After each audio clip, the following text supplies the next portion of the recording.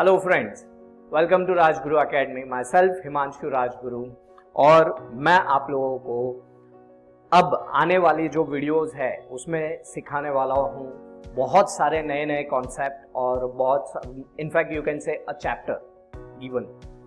सो ये चैप्टर जो है जो मैं अभी स्टार्ट करने वाला हूँ वो आप लोगों को आपकी 12th स्टैंडर्ड में काम आएगा, CBSE ISC के 11th स्टैंडर्ड में काम आएगा, और सबसे मोस्ट इम्पॉर्टेंट थिंग आप लोगों को आपके CA फाउंडेशन में भी ये चैप्टर बहुत बहुत बहुत काम आने वाला है। So without wasting a time, और इस बार मैं ऐसा नहीं करने वाला हूँ कि मैं सिर्फ 3 वीडियो बना के मैं उसको वहीं पे छोड़ दूंगा। इस बार मैं पूरी सीरीज लेके आऊँगा और आप लोगों के लिए बहुत कुछ है। अगर आप लोग ये पूरा वीडियो सीरीज आप देखते रहोगे तो आपको उस चैप्टर के बारे में पूरी जानकारी और बखूबी एकदम अच्छी तरीके से आप लोगों को उसके बारे में नॉलेज मिल जाएगा। डेफिनेटली मैं उससे रिलेटेड आपके पास मैं नोट्स भी शेयर करूंगा जो यूट्यूब लिंक के अंदर आ जाएंगे, तो उसको आप डाउनलोड करके आप उसकी प्रैक्टिस भी कर सकते हैं। सो बाय द वे वो चैप्टर है कौन सा सर? सो वो चैप्टर है which is non profit organisation, जिसको हम लोग NPO के नाम से भी जानते हैं। अच्छा, इसको हम लोग NTO that is non trading organisation के नाम से भी हम जानते हैं। अब ये NPO क्या होता है? नॉन प्रॉफिट ऑर्गेनाइजेशन या non trading organisation. The name itself says the non profit organisation. इसका मतलब इनको प्रॉफिट कमाने से कोई मतलब नहीं है। इनका मेन मुद्दा है या मेन पर्पस है टू सर्व, सर्विस देना, सर्विस प्रोवाइड करना। सो ऐसी कौन सी चीजें होती है, जैसे इन लोग क्या करते हैं कि कल्चरल को प्रमोट करते हैं, एजुकेशन हो गया, हेल्थ वाइज हो गया, इन लोग इन चीजों को क्या करते हैं, प्रमोट करते हैं। जैसे स्कूल हो गए, कॉलेजेस हो गए, हॉस्पिटल्स हो गए, स्पोर्ट्स हो गया, तो इस तरह से इन लोग ये सारी चीजों को क्या करते हैं, प्रमोट करते हैं। पर जैसे कि हम लोग देखते हैं कि इसमें फिर पैसा कहां से आता है, तो इसको पैसे देने वाले लोग रहते हैं, इनके मेंबर्स, डोनर्स। ये लोग आते हैं, पैसा देते हैं, और जो लोग ऑर्गेनाइजेशन से जुड़ते हैं उनको भी पैसा देना पड़ता है। वॉलेंटरी है ये, इट इज नॉट नेसेसरी कि आपको ये अमाउंट इतना कंपलसरी, इतना डोनेशन देना ही पड़ेगा। इट्स वॉलेंटरी, जिसको देना रहेगा वो देगा, और इस तरह से इनका ऑर्गेनाइजेशन चलता है ना। अब जैसे वो एक कहावत है ना कि जैसे बॉडी को अगर चलने के लिए, तो बॉडी को चलने के लिए खाना चाहिए, तो वैसे कोई भी ऑर्गेनाइजेशन हो, चाहे वो प्रॉफिट अर्निंग हो या नॉन प्रॉफिट अर्निंग हो, उसको भी चलने के लिए कुछ ना कुछ तो कमाना पड़ता है। नॉट फॉर वो जो प्रॉफिट आता है वो प्रॉफिट उन लोग कोई मेंबर्स में बांटेंगे नहीं, लेकिन ऑर्गेनाइजेशन चलाने के लिए वो प्रॉफिट चाहिए। और यहां पे जो प्रॉफिट मिलता है, क्योंकि इसको हम लोग प्रॉफिट नहीं कहेंगे बिकॉज यहां पे हम कोई ट्रेड नहीं कर रहे। हमारा प्रॉफिट हमें कब मिलता है? When we say that cost price plus profit equals to selling price. आपने पहले भी सीखा हुआ है ये। So that is cost price plus profit equals to selling price। तो यहां पे ये कब होता है, कॉस्ट कब आती है? जब हम लोग क्या करते हैं, गुड्स परचेज करते हैं। क्या करते हैं? गुड्स परचेज करते हैं। बट यहां पे हम लोगों को, यहां पे NPO में हम कोई तरह का गुड्स परचेज करने वाले नहीं है, क्योंकि मैंने पहले ही बता दिया यहां पे मेन मुद्दा क्या है, प्रोवाइड क्या करना, सर्विस प्रोवाइड करना। सो सर्विस प्रोवाइड करने के लिए ये जो ऑर्गेनाइजेशन है, जैसे आप लोगों की बिल्डिंग हो गई, तो वहां पे भी कोऑपरेटिव सोसाइटी है। दैट चेयरमैन, ट्रेजरर या secretary, they are not getting something. उनको कोई सैलरी वगैरह नहीं मिल रही है, फिर भी वो लोग वो काम कर रहे हैं, वो कमेटी मेंबर वो काम कर रहे हैं। आपकी सोसाइटी जो रहेगी वो भी तो नॉन प्रॉफिट ऑर्गेनाइजेशन। सो यहां पे बात आती है कि ये नॉन प्रॉफिट ऑर्गेनाइजेशन को पैसा मिलता कहां से है, तो इनके पास फंड्स आते हैं। ये फंड्स कौन से फॉर्म में रहते हैं? ये फंड्स जो होते हैं, ये होते हैं in the form of donation, in the form of membership fees,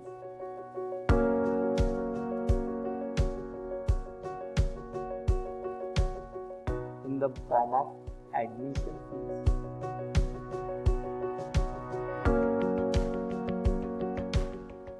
etcetera etcetera. अब हम लोग इसको बाद में डिटेल में समझेंगे, अब मैं जस्ट ओवरव्यू बता रहा हूँ एनपीओ होता क्या है। अब एनपीओ को मैनेज कौन करता है? एनपीओ को मैनेज करते हैं कौन? एनपीओ को मैनेज करते हैं उनके मेंबर्स, उनकी मैनेजिंग कमिटी। अब क्योंकि ये यहाँ पे इन लोग जब ऑर्गेनाइजेशन का ईयर एंड होता है तब उनको भी जरूरत पड़ती है क्या बनाने की? फाइनल अकाउंट बनाने की। जैसे हम लोग हमारा कमर्शियल ऑर्गेनाइजेशन का जैसे हम लोग का फाइनल अकाउंट बनता है, तो उसी प्रकार से हम लोगों का नॉन प्रॉफिट ऑर्गेनाइजेशन का भी क्या बनता है? फाइनल अकाउंट बनता है। और उसी फाइनल अकाउंट को हम लोग कहते हैं यहाँ पे बनाएंगे, और वही फाइनल अकाउंट आप लोगों को अलग अलग जगह, अलग अलग बोर्ड्स में या अलग अलग एग्जाम में अलग अलग मार्क्स के लिए आया जाता है। जैसे कि महाराष्ट्र बोर्ड की अगर मैं बात करूँ तो ये 12 कुल मिलाकर 12 मार्क का सम इसके अंदर से पूछा जाता है रिसेंटली, बट पहले इसका वैल्यूएशन ज्यादा था जब 100 मार्क्स का हुआ करता था और 80 मार्क्स का हुआ करता था। सो अब यहाँ पे सबसे पहले हम लोग ये देखेंगे, ये जानेंगे कि ये जो एनपीओ है, ये एनपीओ किस तरह से काम करता है और इसका कैसे इसको बनाया जाता है। नाउ एनपीओ जो है ये प्रिपेयर करता है रिसीट एंड पेमेंट अकाउंट। ठीक है, इसके बारे में मैं बाद में एक सवाल पूछूंगा आपको, बराबर है।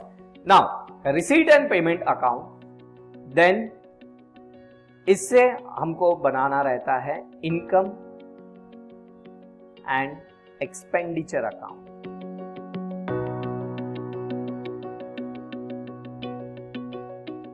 And then obviously balance sheet. ठीक है, नाउ अगर आप लोग देखो तो यहां पे receipt and payment, income and expenditure account and balance sheet, ये तीन चीजों की हम लोगों को जरूरत पड़ती है जब हम लोग फाइनल अकाउंट इसका नॉन प्रॉफिट ऑर्गेनाइजेशन का बनाते हैं। Now receipt and payment account ये एक रियल अकाउंट है, you know the cash book, okay, मैं आऊंगा उसके ऊपर वापस से। अच्छा, income and expenditure, try to understand friends, income and expenditure is a replica of profit and loss account. It's a replica of profit and loss account.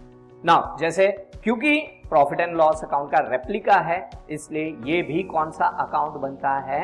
Nominal account. और ये nominal account जैसे P&L और income and expenditure में मालूम है difference क्या है? एक छोटा सा मैं बताता हूं कि इनकम एंड एक्सपेंडिचर अकाउंट और प्रॉफिट एंड लॉस अकाउंट में एक डिफरेंस ये है कि ये हमें डेफिसिट और सरप्लस देता है, और प्रॉफिट एंड लॉस अकाउंट हमें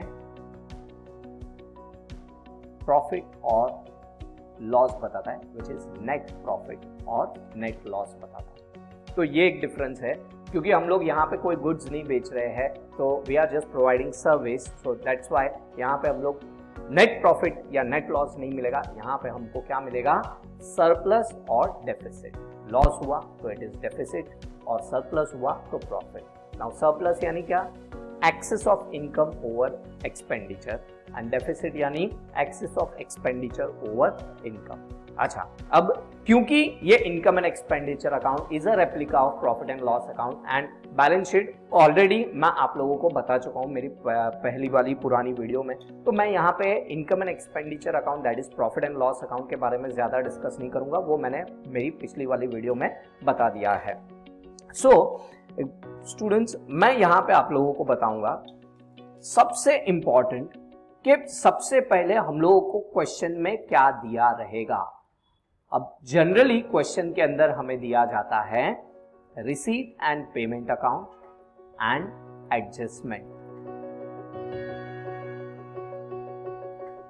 ठीक है, क्या दिया रहेगा? Receipt and payment account and adjustment. अब पहले ये क्वेश्चन को समझना बहुत जरूरी है।